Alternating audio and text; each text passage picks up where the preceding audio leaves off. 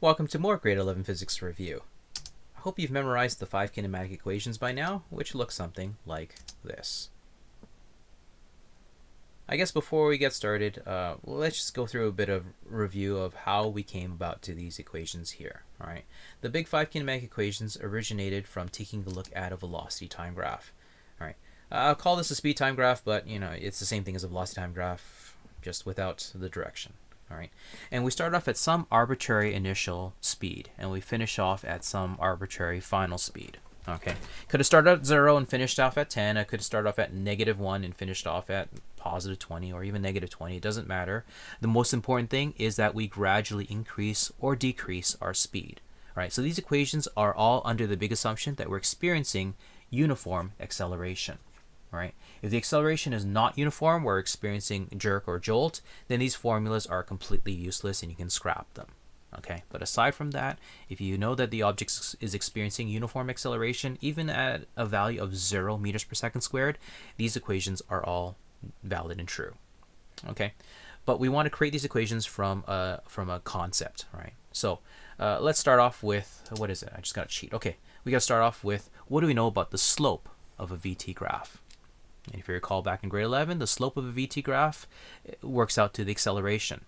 One way of seeing it is that we know that delta y over delta x, if you take a look at our units, delta y is measured in meters per second, and our delta x is measured in seconds.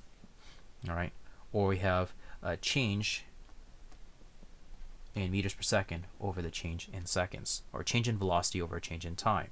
All right, and that works out to meters per second squared. That is what acceleration is. Okay, so the slope of a VT graph tells us the object's corresponding acceleration, where delta y is our change in velocity. Often we know our values for our initial and final velocity. And change in time, well, you know the experiment lasted 5 seconds.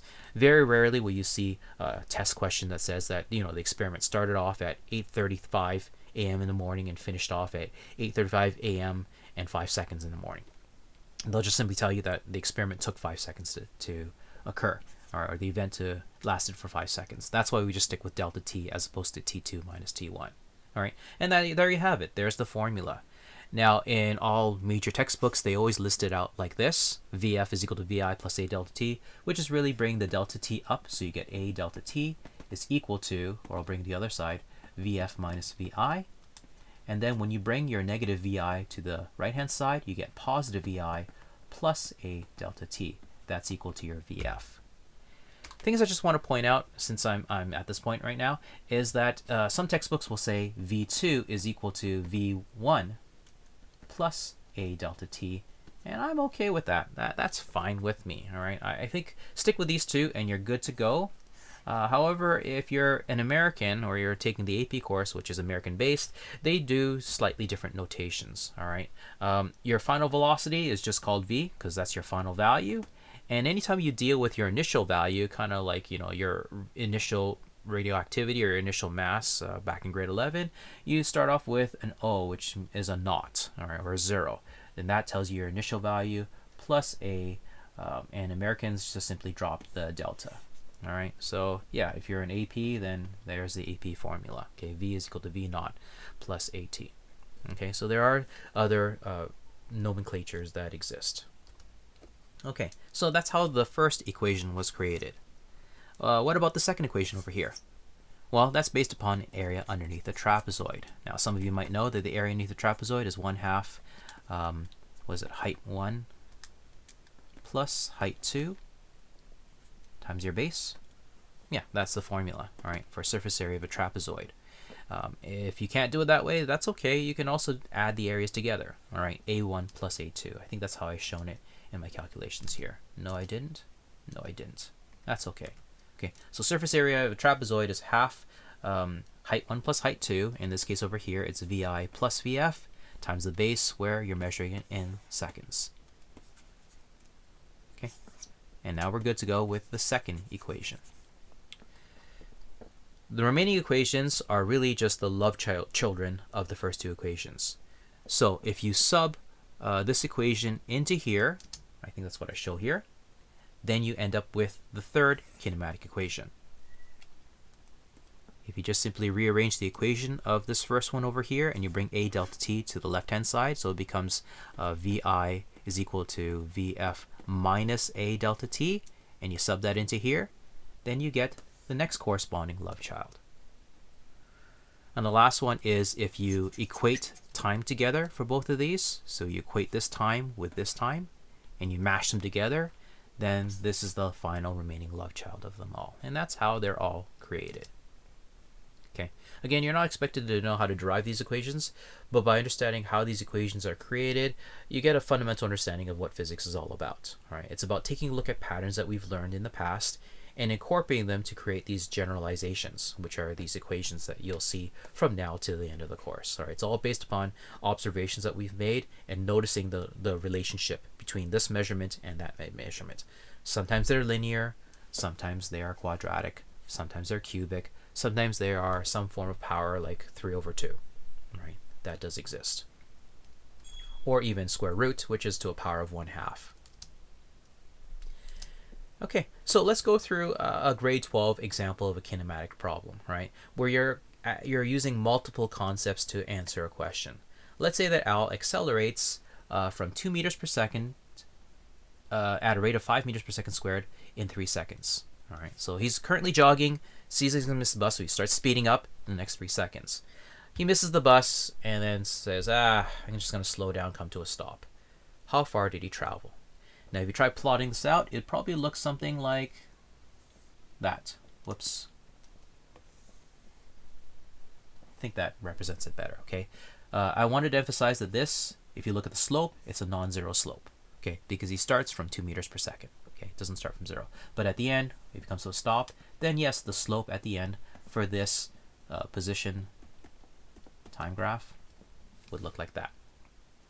Sometimes it does help to draw these in the side, so you can create a sketch on the corner and just start populating it out, right? Just let you know what the numbers are for everything. Okay, so you know that the slope over here is at, sorry, let me just emphasize that this is a dt graph, all right? So your VI is at 2.0 meters per second here. This lasts for 3.0 seconds, and you have a rate of acceleration of 5.0 meters per second squared. Okay, that's the initial information that's given. With that, you should be able to find out this property over here, which is your VF, at least in this case over here. Okay, so this will be your VF, at least for my initial conditions. That VF becomes a brand new VI for your final setup, right? Because now that you're moving at whatever speed that is, that you can calculate it out, you slow down to the point where you're moving at 0 meters per second, and you slow at a rate of -10 meters per second squared. So those are all the stats that are given to you, okay? And the question is asking, well, how far did you travel? And I could also fairly ask you, how long did the entire journey take? All right, that's a fair question to ask on these type of problems, okay? All right, so the first thing we want to do is that we probably want to figure out what d we have over here. What is our displacement from our start, okay? And with our givens at the beginning, well, we know that this is true, okay? Our VI is at 2 meters per second, A is equal to 5 meters per second squared, and this lasts for 3 seconds. And we're trying to look for our displacement. Taking a look at the 5 kinematic equations, which one will help us out here? Exactly, this guy here. Okay, so we'll bring that down. Oh wait, not that one. I wasn't even paying attention. This one over here, because we have our VI, time, and acceleration. Okay, so we'll bring that down, and then we'll go off and calculate it out. Now we'll call this D1 because that's how far we've displaced in this first part of our activity. Okay, we'll call this delta because that's from here to here. Okay. Meanwhile, from here all the way to the end, this, let me just rewrite this because technically it's this. Okay, that's our D1. And here's our D2 for the remainder of the journey till the end. Okay. Now to find out the remainder of the journey, we need to have 3 knowns, and we don't have the 3 knowns yet. Okay, we have 0, we have 10 meters per second, but where's the third one? We don't have time, we don't have d. Well, we know that our VF is the same as VI. Okay, so let's find out our VF from our first setup. So with V1, A1, and delta T1, we need to find our VF. And what will help us is this equation here. So I'm just going to bring that equation down, do our calculations that are needed for that, and then we can find out that at least at this point in time, we're moving at 17 meters per second. Okay, so our VF is the same as VI for our second segment. So we have our VI of 17 meters per second. We're decelerating at 10 meters per second, and we finish off at 0 meters per second. We could figure out time, but we don't need time right now. We just need displacement. So you look at the 5 kinematic equations, and you'll notice that I think it's the last one. Yeah, this one here will help us out. Do all the number crunching.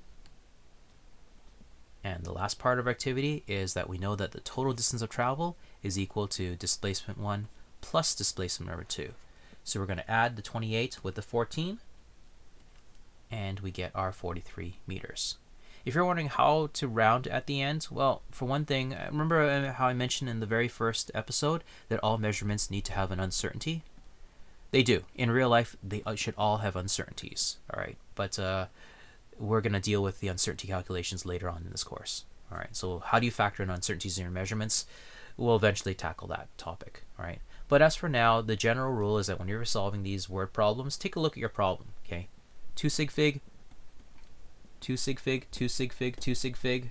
2 is the worst number, so your final answer should roughly be around 2 sig fig, and we'll stick with that as our convention for your answer.